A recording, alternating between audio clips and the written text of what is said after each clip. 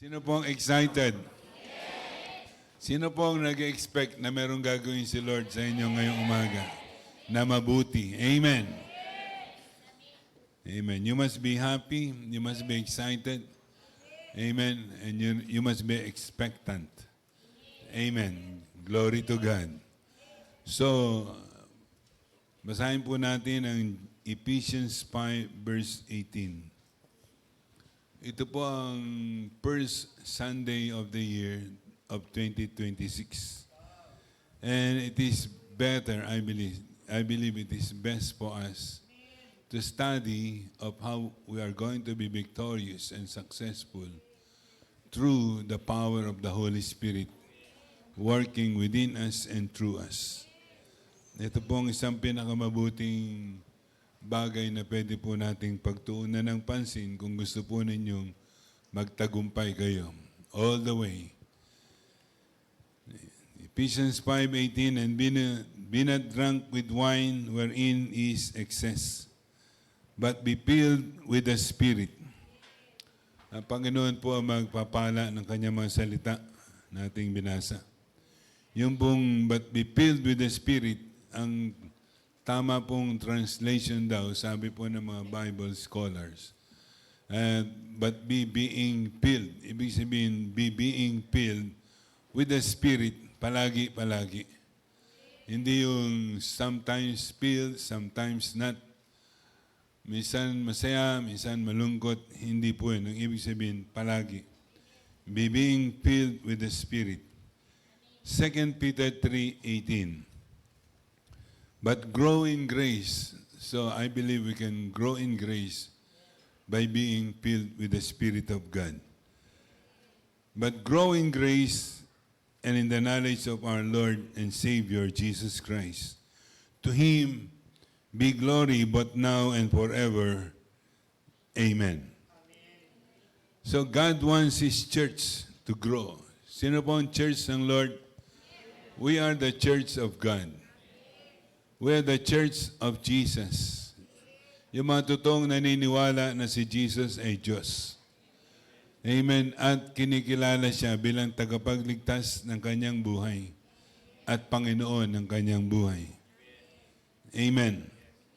So God wants His church, we, to grow, to be matured, be victorious, and be fruitful in the kingdom of God.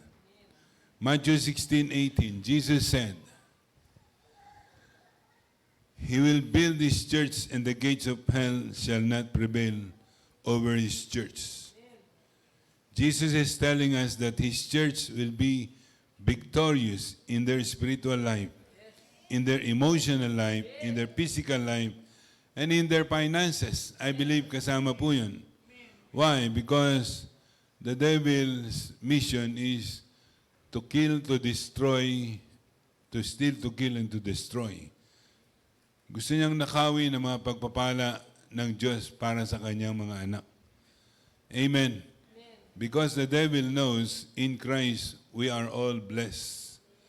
And you need to know it. You need to acknowledge it. You need to have faith in the Word of God. Amen po ba? So in Romans 5:17, the Word of God is telling us that in Christ, we will receive abundance of grace. Amen. Ibig sabihin, tatanggap tayo ng maraming biyaya ng Diyos. And of the gift of righteousness. And because of that, we will reign in life by one, Jesus Christ. Napakaganda ng plano ng Lord sa atin.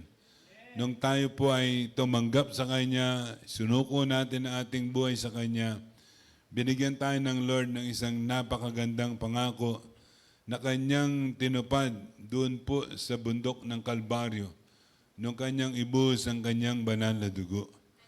Amen. Yung Kanyang magandang plano, yung magandang plano ng Lord ay Kanyang ginawa doon sa krus. Amen. Mabuti po ba ang Panginoon? Hallelujah. So the Word of God is teaching us to love and to know Jesus intimately and to be conformed into His likeness. Sabi po ng Romans 8:29, ang gusto ng Lord para sa lahat sa atin, maging katulad ni Jesus. Gusto ng Lord na gayahin natin si Jesus. Sundin natin ang lahat ng ginawa ni Jesus. To be conformed in the image of Christ, of His Son. Bakit? To do what He has done and to do greater works than what He has done. Grabe ang expectation ng Lord sa atin. Amen. Kasi ginawa niya ang lahat. Amen. Para matanggap natin ang maraming biyaya. Amen.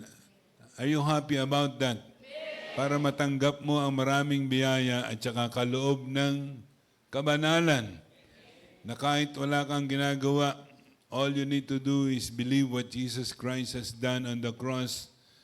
Tanggapin mo siya bilang Panginoon, Diyos, tagapagligtas ng iyong buhay.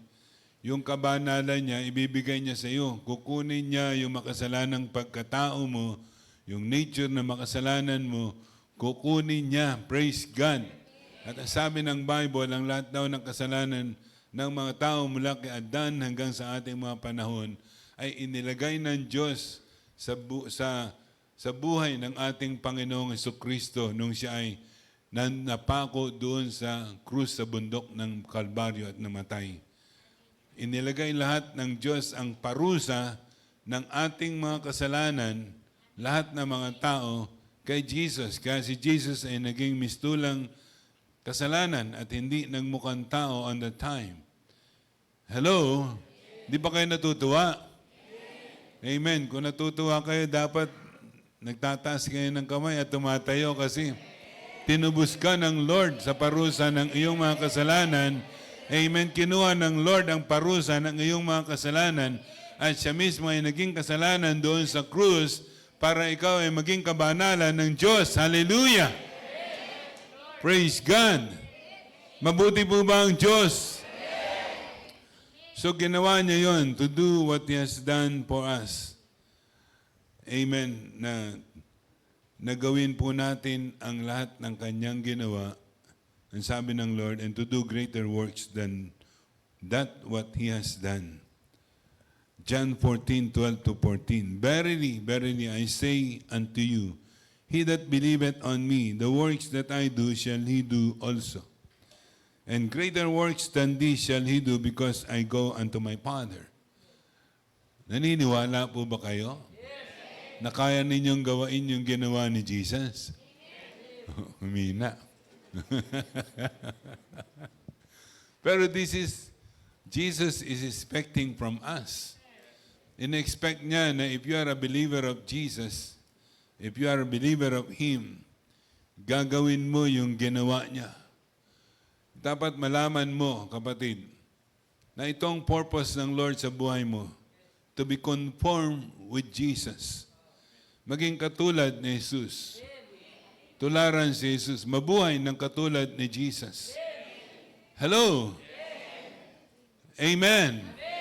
Dapat malakas ang boss mo kasi pinagtitiwalaan ka ng Diyos na magagawa mo yung Kanyang ginawa. Hallelujah.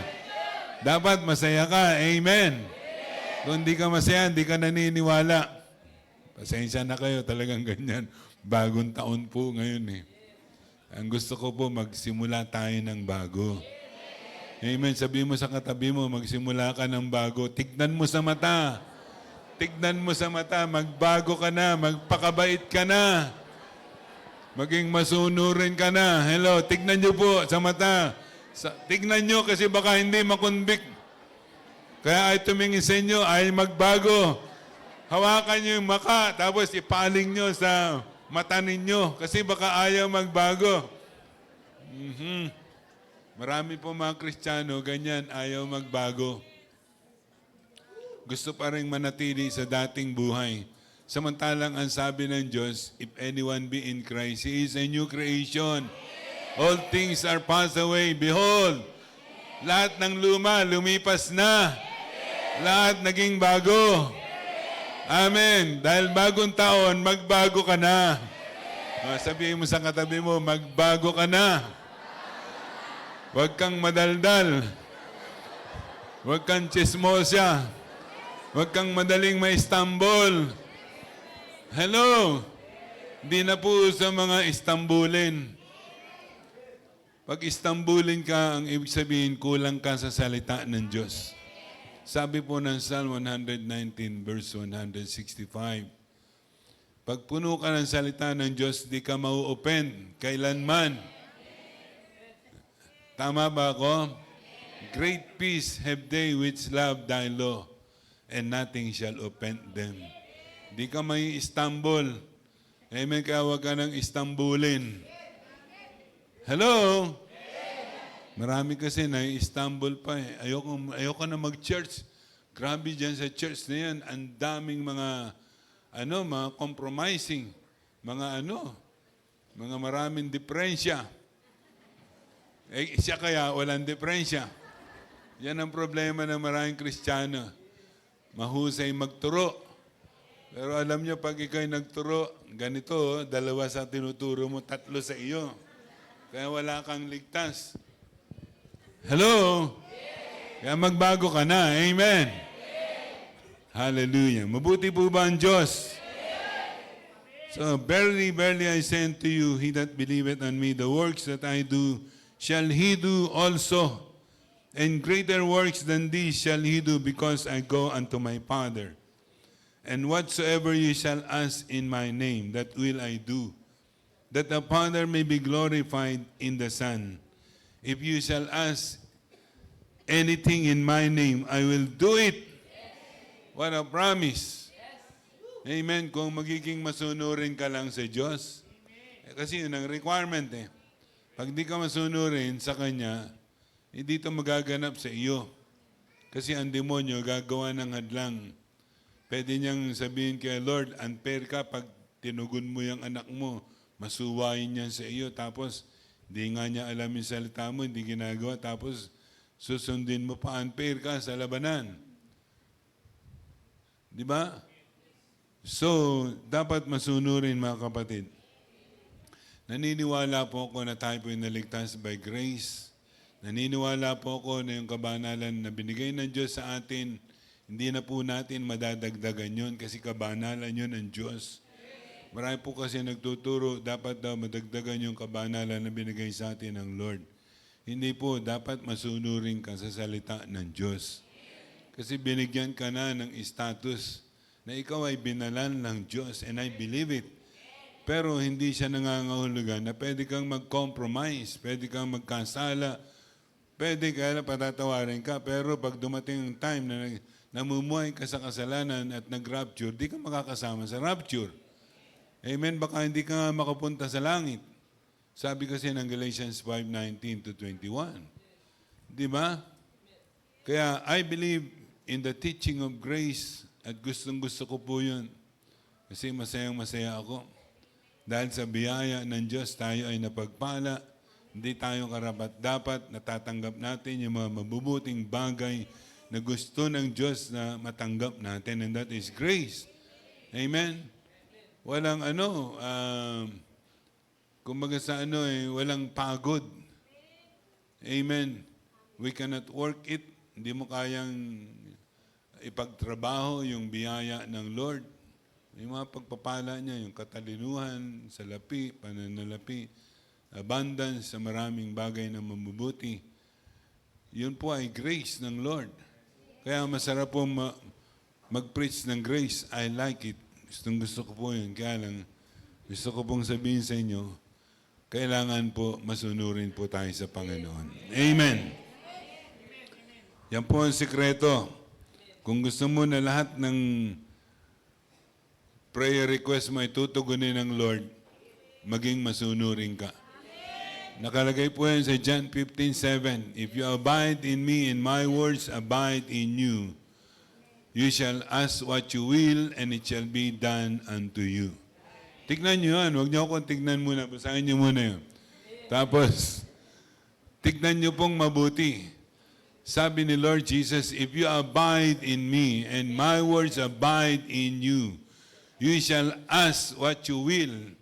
Hihingin mo ang lahat ng gusto mo, and it shall be done unto you. Amen. Isn't God good? Hello? Kaya wala po dapat na mga naghihirap na mga Kristiyano. Balik po tayo doon. Galit po kasi ako talaga sa kahirapan. Ayaw ko po ng kahirapan kasi galing po ako doon. Hello? At alam ko po ang mahirap. Di ba? Ang mahirap, mahirap. Kaya ayaw ko po. At ayaw rin ng Diyos yun. Amen. Sabi ng Lord, si Jesus, mayaman, sabi ng Word of God, naging mahirap para ikaw yumaman. 2 Corinthians 8 verse 9. Huwag niyo po yung kakalimutan, tandaan niyo po, New Year po ngayon. Amen. Pag bulay-bulayan po ninyo ang salita ng Lord, balik po kayo sa dating instruction ko. Pag dadalo kayo sa church, dali niyo yung Bible niyo, notebook ninyo, ballpen ninyo. Isulat po ninyo yung lahat ng napagpala kayong salita ng Diyos. Tapos pag-aralan niyo po sa inyong mga tahanan. Amen. Mahirap po kasi basta kinig ka lang ng kinig. Tapos, yung palang napapakinggan mo, hindi pa natama yung tinuturo. Labanin yun. Minsan ganun po. Meron pong isang pastor, sikat siya, kilala siya, anointed siya, ginamit siya ng Lord, na meron kapangyarihan na sa kaharian ng Lord, maraming naligtas, maraming gumaling, maraming napagpala, maraming na born again. Sabi niya, nung unang mga taon niya, ang tapang niya mag-preach. Akala niya lahat ang tinuturo niya tama.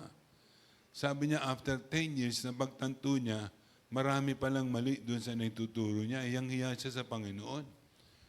Lumipas pa uli ang 10 years, 20, lalo siyang nahiya. Sabi niya, akala niya ang galing niya.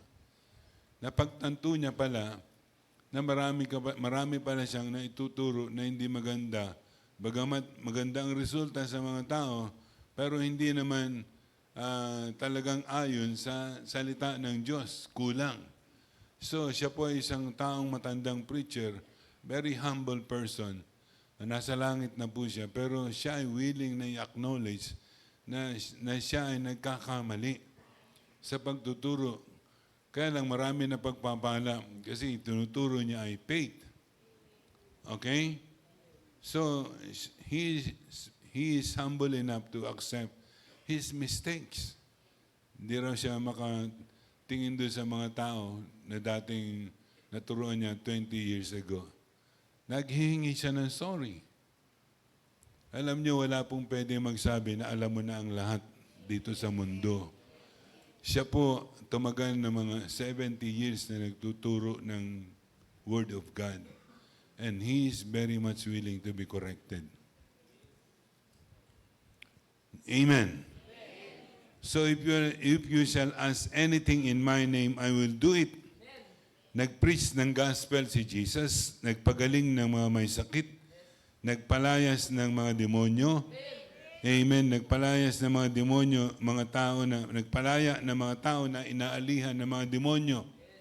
Gusto ng Diyos na maraming kaluluwang maligtas at maging disciples ni Jesus. Matthew 28:19-20, Go ye therefore and teach all nations, baptizing them in the name of the Father and of the Son and of the Holy Ghost, teaching them to observe all things whatsoever I have commanded you. And lo, I am with you always, even unto the end of the world. Amen. Yan po ang dakilang utos ng Panginoon. At gusto po ng Lord, lahat ng anak niya, masunod yan. Kapag hindi mo po nasusunod yan at hindi mo nagagawa, you are being disobedient to God. Sorry mga kapatid, pero New Year ngayon, we need to start new. Bago. Para buong whole year, pagpapalain tayo ng Lord. Sikapin mo. Kaya mo ito, kaya ito po inutos ng ating Panginoon. Amen. Para masunod ang utos na ito ay binigyan ni Jesus ang kanyang mga disciples ng kapangyarihan laban sa mga gawa ng dyablo. Luke 10:19, Behold, I give unto you power to tread on serpents and scorpions and over all the power of the enemy, and nothing shall by any means hurt you.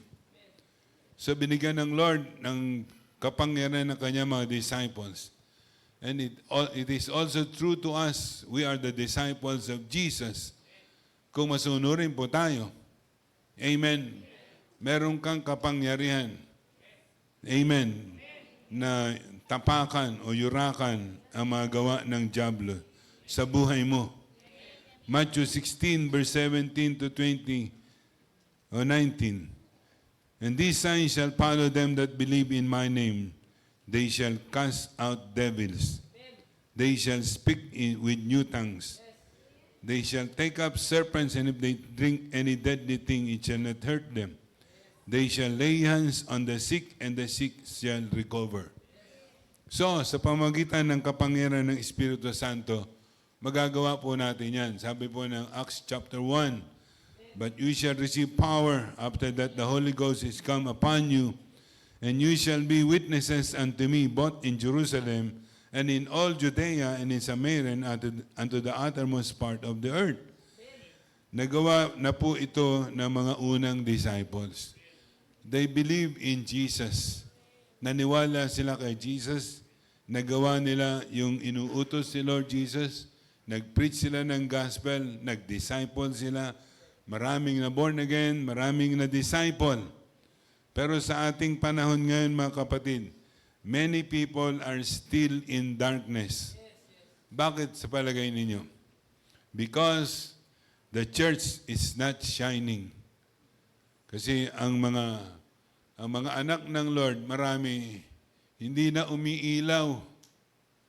Alam ba ninyo na tayo po'y tanawag ng Lord para maging ilaw ng sanlibutan? Sabi ng Lord, you are the salt of the earth. You are the light of the world. Sorry. Amen. Almost the same. Pero magkaiba. Pero dapat gusto rin ng Lord na tayo mga asin. Amen. Merong lasa. Pag wala na raw panlasa, mabuti pa, tapakan na lang, itapon sa kalsada. Tapakan, yung mga walang lasang Kristiyano. Tayo daw ay ilaw ng sanlibutan. We are not shining. Marami pa rin ang hindi nadadala sa karya ng Diyos. The Word of God says, we are the light of the world. Marami ang mga anak ng Diyos, hindi nagagawa yung Matthew 28, verse 19 to 20.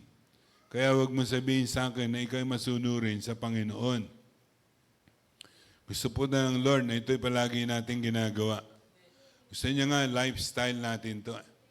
Pag sinabing lifestyle, itong ginagawa mo araw-araw.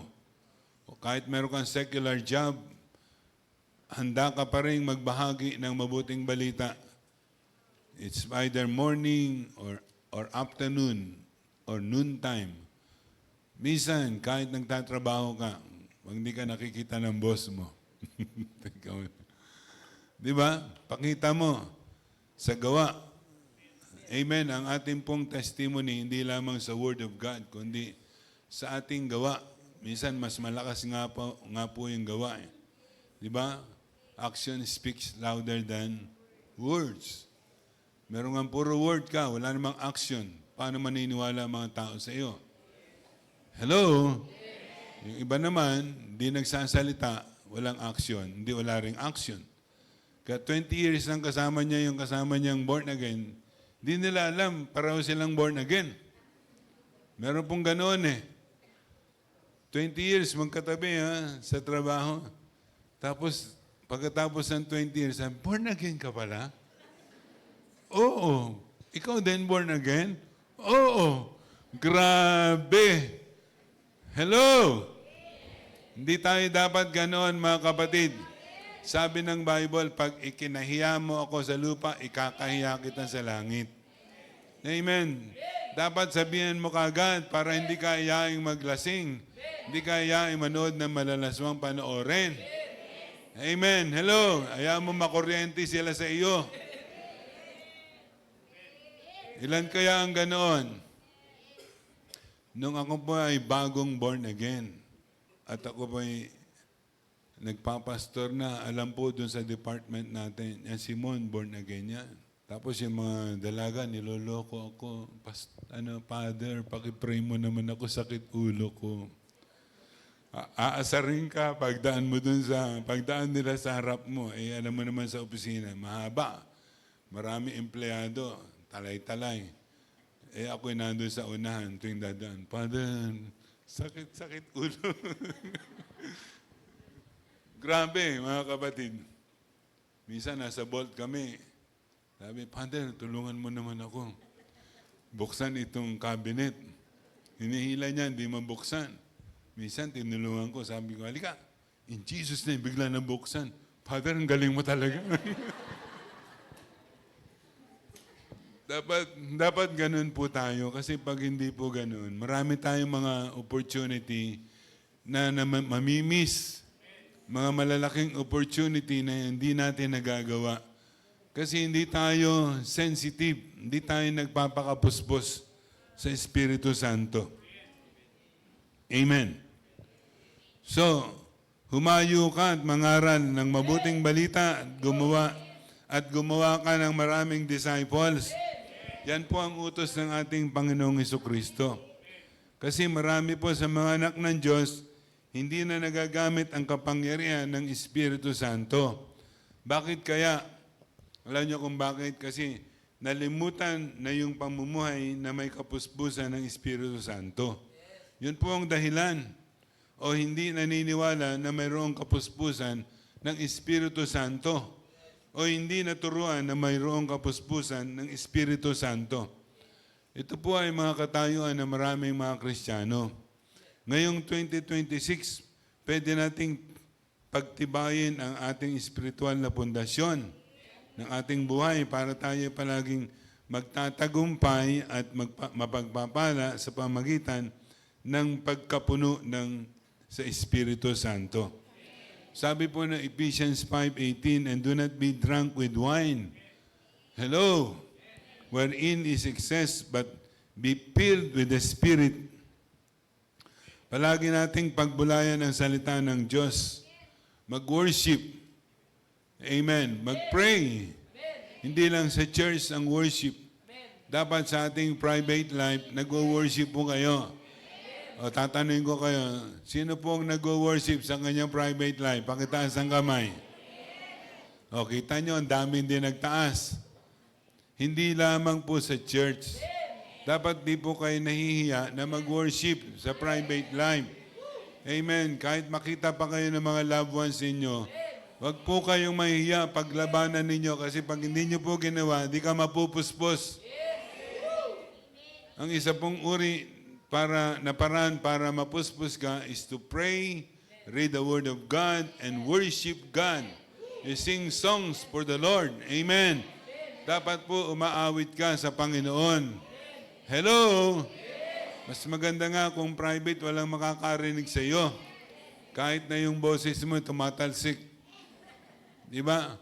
Hello, kahit na puro bass, pagtyagaan mo na. Sabi na iba, kahit boses, baka. Oh. Diba? Dapat subukan mo, alam mo, matatalo mo yan. Sa akin yan, hindi siya nanalo sa akin. Amen. Bata pa lang ako, 12 pa lang ako, kumakanta na po ako. Kaya lang, ayaw nung kanta sa akin. Kaya maski alas 12 na ng hating gabi, umaawit pa rin ako. Natutulog naman yung mga kamag-anak ko. Pinapractice po yan. Amen. Pag wala ka sa tono, malalagay din sa tono yan. Pero kay Lord, kahit anong klaseng tono meron ka, tatanggapin niya ng Panginoon. Amen. Wala pong pinipili ang Lord. Hello?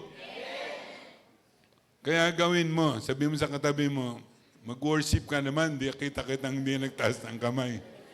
Mahiya ka naman, nakita ka na ni pastor. Lalo na si Lord, kitang-kita ka, hindi ka nag-worship. Kailangan po yun mga kapatid. Amen. Pag nag-worship ka, ibig sabihin, kahit may pagsubok, kahit mayroong mga problema, kahit pinagpala, kaya mo mag-worship kay Lord. Amen. At natutuwa ang Panginoon sa mga taong mahilig mag-worship sa Kanya. Amen po ba? So, unahin natin ang Diyos sa lahat ng bagay. Maging active member ng cell group. Hello? Maging active ng cell group. Wala. Wala man lang 30% akong naririnig. Sumama po kayo sa cell group. Pag hindi po kayo sumama, hindi kayo madidisciple. Pag hindi kayo madi-disciple, di kayo magtatagumpay sa buhay ninyo. Marami kayong mga labanan na hindi mapagtatagumpayan. So sumama po kayo. Magpakumbaba po kayo kahit mga bata ang nagsa-cell group sa inyo. Sumunod po kayo kasi sila sumusunod. Amen. So sumama ka sa cell group. Pag hindi tayo nagpapakapuspos, hindi natin magagawa ang kalooban ng Diyos. Ang magagawa natin ay mga gawa na natural. Mga gawa ng laman. Madaling magalit. Madaling mainis. Pag ikaw, madali kang magalit, tanda na yun, di ka puspos ng Espiritu ng Lord. Pag ikaw ay madaling mainis, madaling mapikon, isang tanda po yun. Hindi ka puspos ng Espiritu ng Diyos nung time na yun. So, kinakailangan mo magsisi. Bakit mahina ang amen? Ay, grabe. Mahina. Dapat lalakas sa inyo. Sabi nyo, excited kayo. Sabi ko sa inyo, sinong masaya na pumunta rito? Sabi nyo, marami, mahigit kalahati, amen. Sino excited? Ang dami din.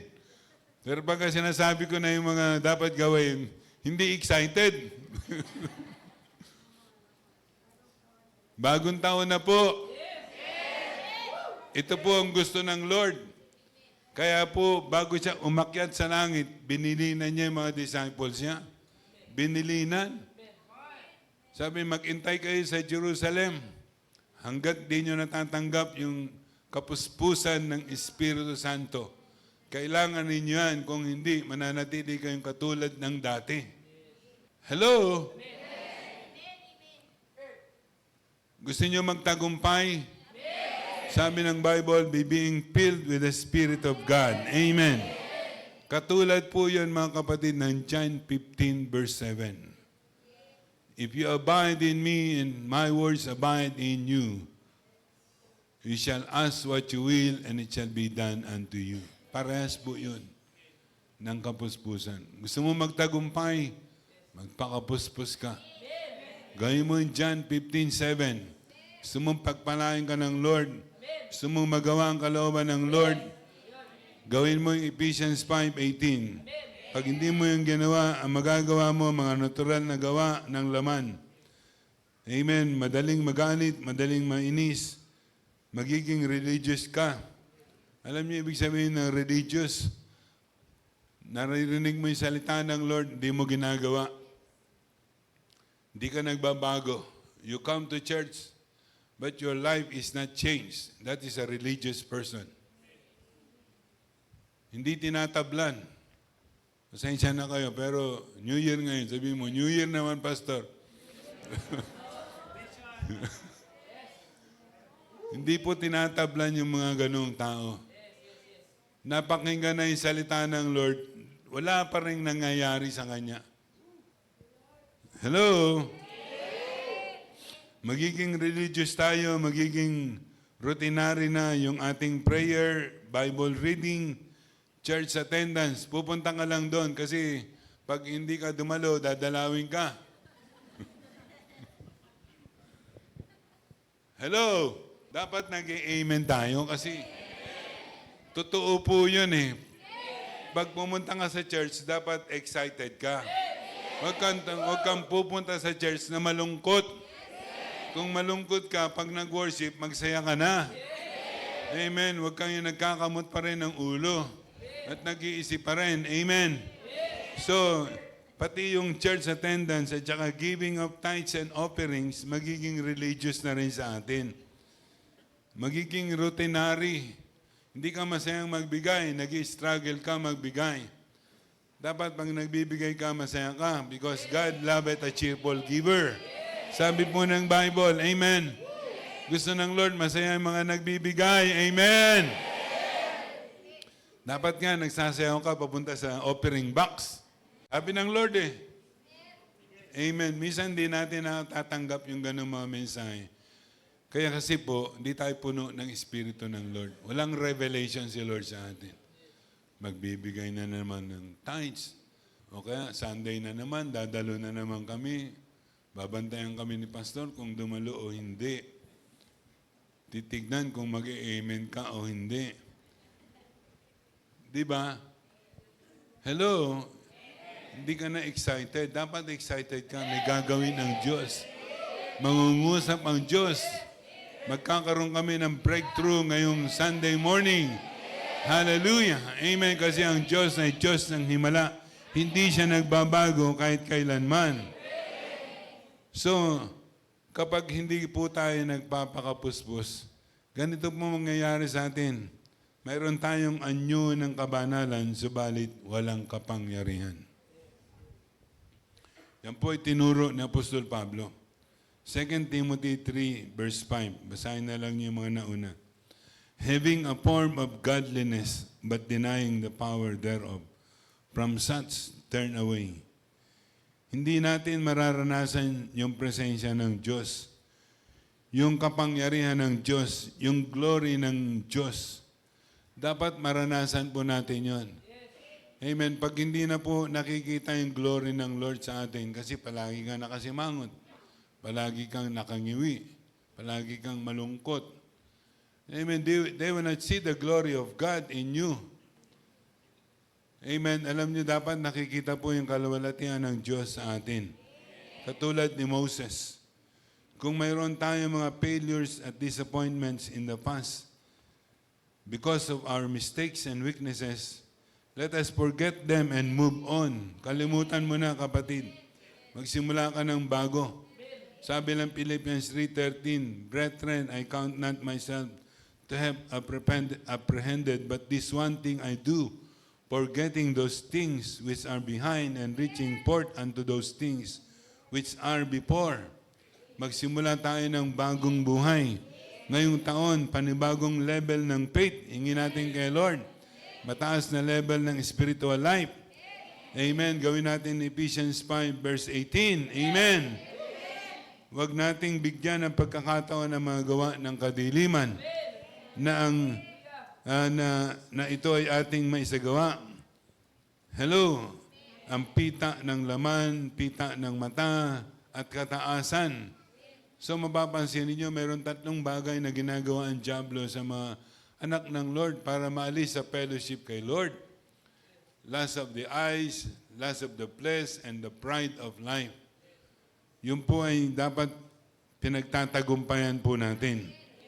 Amen po ba? Huwag nating aksahin ang ating mga oras sa mga walang kwentang bagay. Pag puno tayo ng Espiritu Santo, malalabanan natin ang mga tukso at gawa ng diablo. Kaya lang po tayo natatalo sa tukso ng demonyo, sa mga pain ng demonyo, mga kapatid, if you are not filled by the Spirit of God. Pero pag puno ka, mapagtatagumpayan mo yun. All the way. Parang yung sinabi ni Apostol John, mga kapatid, kung tayo daw po ay na-born again, hindi na tayo magkakasala. It can happen. Pwedeng mangyari kung ikaw ay puno ng Espiritu ng Diyos palagi. But if not, hindi po yun magkakatotoo. Malalabanan po natin ang lahat ng mga tukso at gawa ng diablo. Magagawa natin ang kalooban ng Diyos. Maririnig natin ang boses ng Diyos. Sabihin niyo, pambihira ka naman, Pastor, paano mo maririnig ang boses ng Diyos? Marami pong nagtuturo ngayon. Ayaw nila ng ganito. Ang tawag nila dito, super spiritual. Lahat daw ginagawang spiritual yung mga bagay sa mundong ito. They do not want that kind of faith. Sabihin, uy, narinig ko yung boses ng Diyos. Kaya sabi ni Lord Jesus, ang mga taong naniniwala sa Kanya, naririnig yung boses niya. Sabi po yun sa John 10, if I'm right, or John 11, my sheep hear my voice. Pag hindi mo naririnig yung boses ng Diyos, abnormal kang Kristiyano.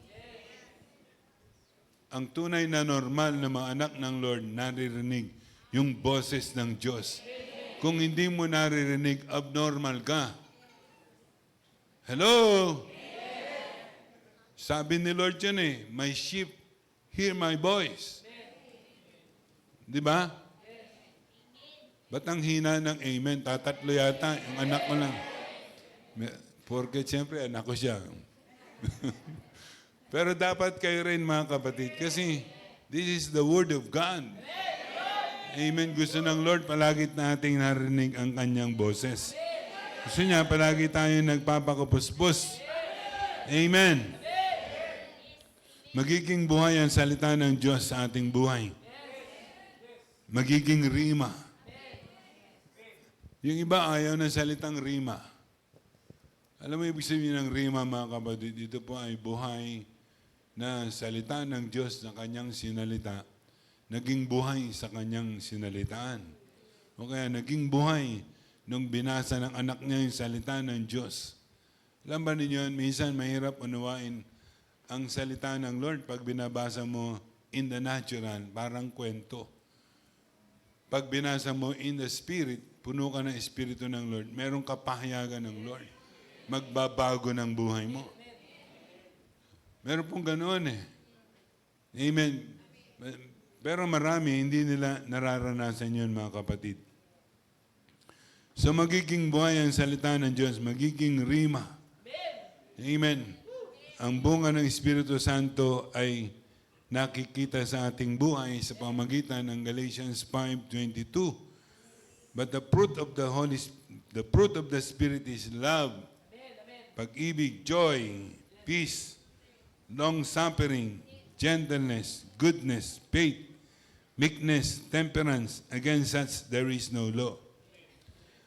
Pag ikaw po ay puno ng Espiritu ng Lord, ang unang makikita sa iyo ay love. Ito pong love, ito po ay highest kind of love. Ito po ay agape. Hindi ito eros, hindi ito pileo. Ito po ay agape. Pag meron ka nito, matatawa ka kahit walang nakakatawa. Magagala ka, magiging masaya ka. Kasi puno ka ng Espiritu ng Lord. Ito ay bunga ng Espiritu ng Diyos. Hello? Kaya kung wala ka po nito, mga kapatid, hindi ka puno ng Espiritu ng Lord. Love kasi, manifestation po yan ng Spirit, fruit ng Holy Spirit. Pag wala kang joy, kitang-kita. Amen. Kulang ka sa kapunuan.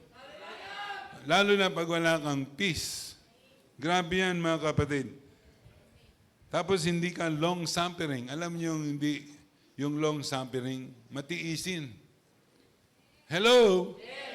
Kaya mong tiisin yung everything. Baka may tamaan, magalit sa akin pag-uwi. Kaya mong tiisin yung mga hindi nakakatiis. Yung hindi mo kayang pagtiisan, kaya mong pagtiisan. Amen. Hello? Yung mga bagay na ayaw mo sa kapwa mo, kaya mong pagtiisan. Yan tawag doon, long-suffering. Amen. Meron kasi mga superiority complex eh. Pagka tingin niya sarili niya, pogi, gwapo, lahat ng tingin niya, di nakaabot sa kanya, di niya mapagtiisan. Meron pong ganun eh. Meron matalino, kala niya siya ang pinakamatalino, di niya mapagtiisan yung mga bobo sa kanyang standard. Hello? Kasama po yan, mga kapatid, long-suffering, gentleness. Wow. Alam niyo yung gentleness? Hindi makabasag pinggan. Tama ba ako? Hindi makasigaw. Mahinahon. Amen po ba? Gentleness. Ano ba po? Goodness. Kabutihan. Faith. I believe ito po ay faithfulness. May katapatan. Meekness. Maamo. Ito pala ang maamo. Amen. Parang kuting. Pag nagalit, tigre. So, temperance. May pagpipigil sa sarili. Tama ba ako? Temperance. Okay. Ito ang isa sa parang wala ang maraming Kristiyano. Yung pagpipigil sa sarili. Marami pong uri ito ng pagpipigil sa sarili. Sa galit po, sama ng loob, pakikipag-away, pati paggastos, sa pagkain, Ito yung pagkain. Kung malakas kang kumain, wala kang pagpipigil sa sarili. Hello? Amen. So ito pong lahat na ito ay bunga ng Espiritu Santo. Amen.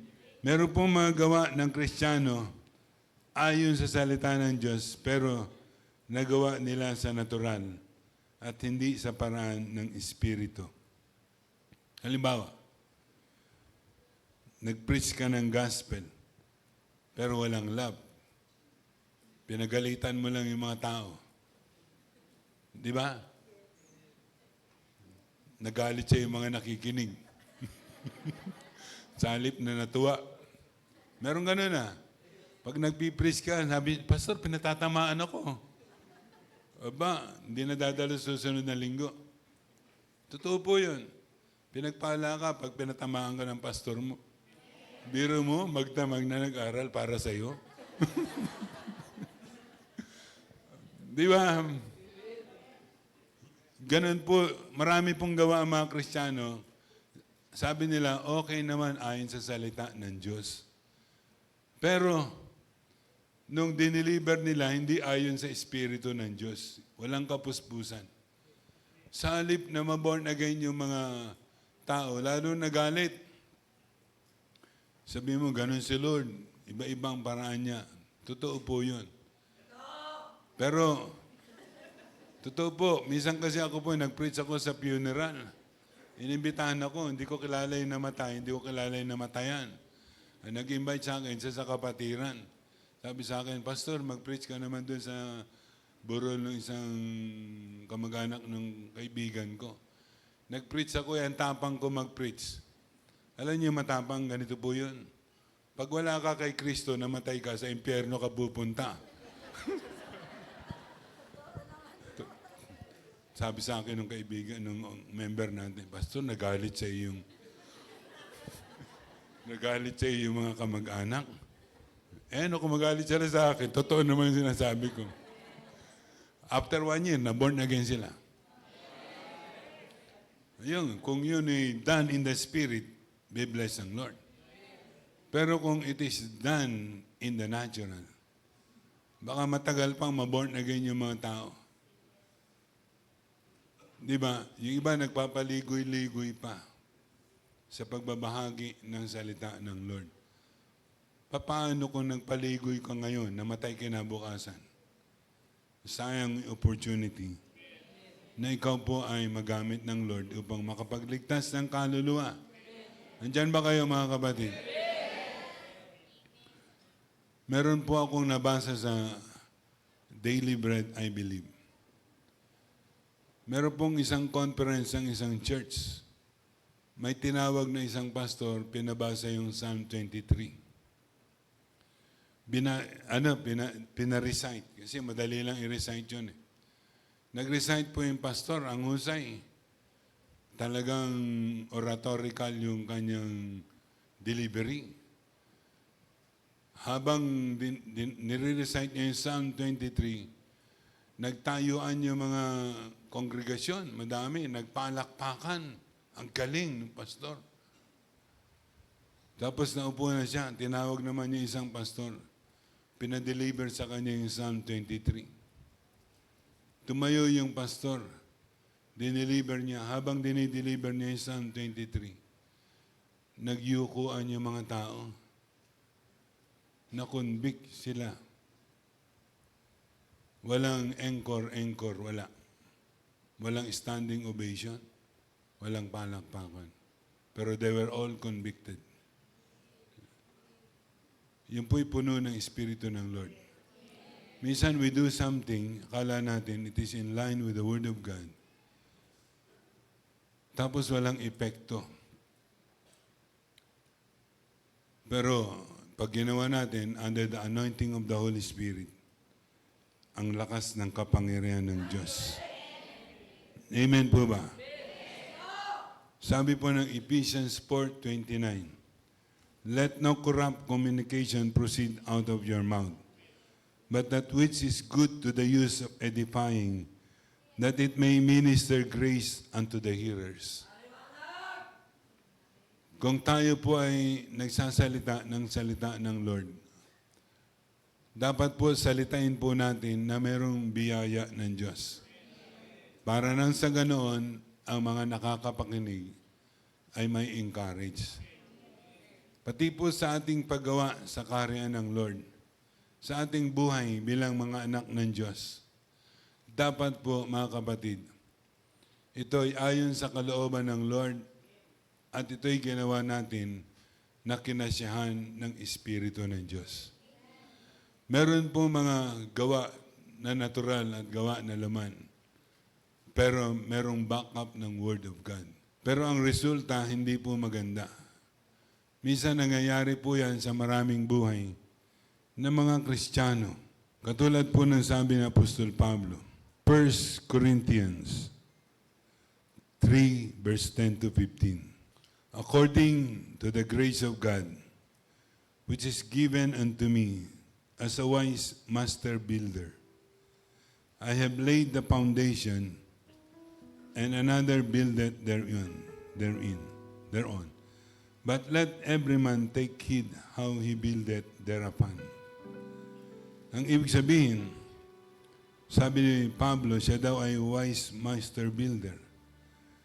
Naglay siya ng foundation ng Christian doctrines, and another buildeth thereon. Ang ibig sabihin, parang sinasabi ni Pablo, merong nagtatanim, merong nagdidilig, pero ang nagpampalago ay ang Diyos.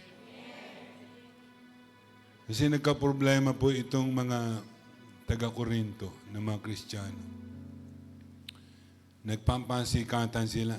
Sabi nila, ako kay Pablo. Ako kay Kepas. Ako kay Apollos. Sabi po ng Apostol Pablo, kayo ay mga baby pa, mga bata pa kayo sa Panginoon. You are immature. Usually, ang mga immature na mga tao, nakakasira ng ministeryo. Dapat talaga puno ng Espiritu Santo. Kahit yung ginagawa mo, akala mo, tama ayon sa salita ng Lord. Sabi ni Pablo, I have laid the foundation and another buildeth thereon. But let every man take heed how he buildeth thereupon. For other foundation can no man lay than that is laid, which is Jesus Christ.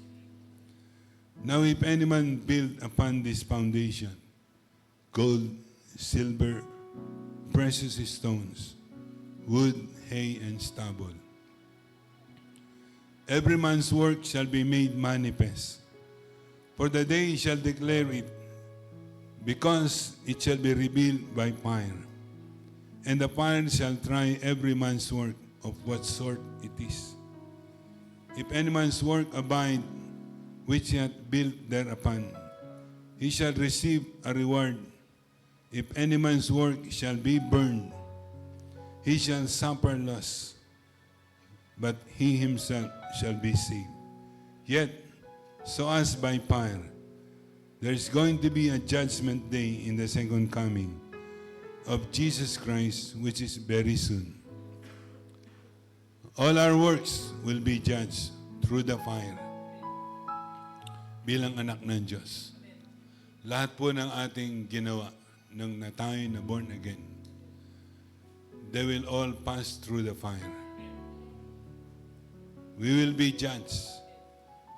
There will be judgment day. Yun po yung the day of the Lord. Malalaman kung ano yung ginawa natin. All the works that are gold and silver and precious stones are works according to the word of God. He shall receive a reward. Ito yung mga gawa na ginawa na kinasyahan ng Espiritu Santo. All our works that are wood, hay, and stubble will be burned. The builder will suffer loss, but he himself shall be saved. Talagang napakabuti ng Lord. Ano? Halimbawa, nag-build ka ng foundation, nagturo ka, gumawa ka naglingkod ka, nagministeryo ka sa karyaan ng Diyos. Palpak pala. Hindi mo ginawa na kinasya ng Espiritu ng Lord. Ang tawag doon ay wood, hay, stubble. Madaling masunog. Kahoy, madaling masunog. Dayami, madaling masunog. Kusot, lalong madaling masunog. Maraming magawa ang mga Kristiyano na puro kusot. Merong gawa sila, ang kusot kasi kahit punuin mo isang bahay, walang value yun. At madaling masunog. Ang ginto, mga gawang ginto, kinasyahan ng Diyos, Espiritu ng Lord. Maliit lang, pero pag dumaan sa apoy, lalong kumikinang. Mas mahal. Gold, silver, and precious stones. We will all be judged. Alam niyo, ang pangit nung salitang nalugi. Magkakaroon siya ng isang malaking kalugihan. Nasubukan niya ng mabankrupt sa negosyo. Natangay lahat, pati investment mo. Yun po ay malaking kalugihan. Malulungkot ka, madidisappoint ka, mawawalan ka na ng pananaw na mabuti sa buhay. Nasubukan na bang masunugan ng bahay? Sana wala. At huwag niyo sanang maranasan. Pag nasunugan ka ng bahay, lahat ng pinundar mo, naroon. Lahat ng ipon mo, naroon. Lahat ng mga kayamanan mo, naroon, nasunog. It's a great loss. Maring mabaliw ka. Nakakita na po ako na nasunugan ng mga tao ng bahay. Naglalakad sa kalye, nakayapak. Ang damit ay basa-basa. Siguro pumasok doon sa bahay na nasunog. Parang baliw. It's a great loss. Sabi ng Lord, lahat ng gawa na kahoy, na dayami at kusot, pag dumaan sa apoy, ito ay masusunog and you will have great loss. Pero talagang napakabuti ng Lord. Save ka pa rin. Di ba mabuti ang Lord? Sige po, palakpakan po natin ang Panginoon.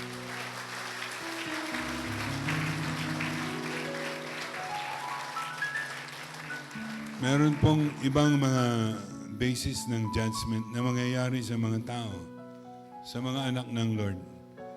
Number 1, doctrines. Maring masave ka, pero nagtuturo ka ng maling doktrina. Pwede pala yun, ano? Nagtuturo ka ng salita ng Lord, pero naliligaw mo yung mga tao. Meron po akong kilalang ganoon. Meron pong isang grupo ng mga Kristiyano. I'm not judging them. Bahala na si Lord. Ang kanilang faith, pwede kang mag-pray kay Lord Jesus diretso. Lahat, puro kay Jesus. Ang tawag doon ay All for Jesus groups. Minsan may nakita ko isang kaibigan, sabi niya sa akin, ganun sila mag-pray. Pagka daw nagturo ka ng ibang turo na ganun, pupunta ka sa impyerno, sabi ng grupo nila. Pinakita ko yung John 16:23 and 24. Nagulat siya kasi ang sabi ni Lord Jesus, ano man ang hilingin mo sa Ama sa pangalan ko. John, yan. Whatsoever you shall ask the Father in my name, He will give it you. Kasi sila ko mag-pray palaging in Jesus' name. Hindi nila hinihingi sa Ama.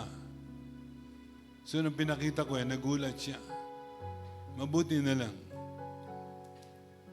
Pupunta na siya sa Amerika, dadalahin niya yung ganyang turo. Nung nagulat siya, hindi siya makaimik. Tama ba ako? Sabi ng John 14, whatsoever you shall ask in my name. Wala yung ask the Father. Isang uri din po yun ng prayer, pero yung prayer na yun, whatsoever you demand from the devil, yun ang ibig sabihin. Hindi demand mo yung lahat ng ninakaw ng diablo sa iyo na ibalik. Pero this time, hihingi ka sa Ama sa pangalan ni Jesus. So that is, I believe that is wrong doctrine. Pero born again pa rin sila because they believe in Jesus. They will be judged concerning their doctrines. At marami pa pong iba. Christians will be judged according to their conduct to others. Kung papaano na sila makipag-usap, makipag-deal sa kanilang kapwa. Christians will be judged according to their carnal traits. Ang atin pong magandang pundasyon, mga kapatid, the good foundations are our greatest message to the lost, our testimony, and our witness. So this is New Year. Magsimula po tayo ng maganda. Ng bago. Ng malinis. Parang konti lang nag-aamin. Sabi ko na sa inyo yung amen, pangalan ni Lord yan. Tsaka po yung amen, ang ibig sabihin, siya nawa. Ang amen, ibig sabihin, I agree. Dapat, pagka po sinasabi sa inyo yung salita ng Lord, you are in the church. Huwag niyo pong kalimutang magsabi ng amen kung nag-agree kayo. Pero kung hindi po kayo nag-agree, okay lang po sa akin. Pero kung nag-agree kayo, magsabi naman kayo ng amen. Hello! Pag hindi kayo nag-agree, bahala na kayo ni Lord. Amen. God is good all the time. God is good. Tayo pong lahat ay tumayo. Hallelujah. Purihin natin ang Lord. Glory to God. We give you praise. We worship you. We magnify your holy name, O God. Napakabuti mo po sa amin. Hindi kami karapat-dapat. But we give you praise, Lord. Sinama mo kami sa mga pinagpala mo. Hallelujah. Hallelujah. Pwede kaming magkaroon ng mabuting pundasyon na sa aming pakikinig ng iyong salita, kami po ay magiging masunurin. Hallelujah. Kaya kahit dumating ang maraming pagsubok, kami po ay magtatagumpay. Hallelujah. Hindi magwawagi ang pintuan ng impyerno sa amin pong buhay. Makakagawa ka, Lord, na marami mong himala, maraming breakthrough sa amin pong buhay. Pagpapalain mo mga anak mo. Oh, glory to God. We give you praise. Salamat po sa inihanda mong maraming biyaya at pagpapala sa amin pong buhay araw-araw. Sabi mo, bago ng bago, itong buong taon na to, hinihiling namin na maranasan namin ang bagong awa mo araw-araw, ang bagong biyaya mo araw-araw, bagong pagpapala mo araw-araw, bagong pagliligtas mo araw-araw, O God. Sa pangalan ni Kristo Jesus, tulungan mo kami, Lord, na palaging namumuhay na may kapunuan ng inyong banal na Espiritu na siyang maglilid sa amin, Panginoon. Ilalayo kami sa masama at sa mga gawa na hindi mabuti. Panginoon, ngayong araw, nagdedeklara ko ng maraming pagpapala tagumpay sa buhay ng mga anak mo, mga unexpected blessing, unexpected door of opportunities, promotion, bonanza blessings, O God. In the name of Jesus, kaya mong lumago kami spiritually. Lumago kami by faith in the name of Jesus. Lumago kami, Panginoon, sa nararanasan po naming presensya ninyo at glory ninyo sa amin pong buhay. Maraming salamat, Lord, sa increase in faith, increase in your presence in our life, increase of power working in our life, and increase in grace. We give you all the praise, the glory, and honor. Salamat po, Lord, sa isang bagong taon na marami kaming mararanasang mabubuting bagay. Lord God, hallelujah, I bless your people with your blessings, O God. And may the love of God, the grace of our Lord Jesus Christ, and the communion of the Holy Spirit be upon you. And may the fellowship of the saints of God, of joyful life with Jesus, strengthen you, encourage you until we meet again, para magkaroon tayo ng maraming mga buhay na patotoo sa ating mga testimony nights, in the name of Jesus Christ of Nazareth. Nagde-declare ako na wala pong meeting kami ng ministry testimony nights, Lord, na wala pong patotoo. Marami pong patotoo, maraming pagpapala, maraming breakthrough in the name of Jesus Christ of Nazareth. Hallelujah. You are dismissed. God bless you. Be a blessing unto others. And stay blessed in the name of Jesus Christ of Nazareth. Amen and amen.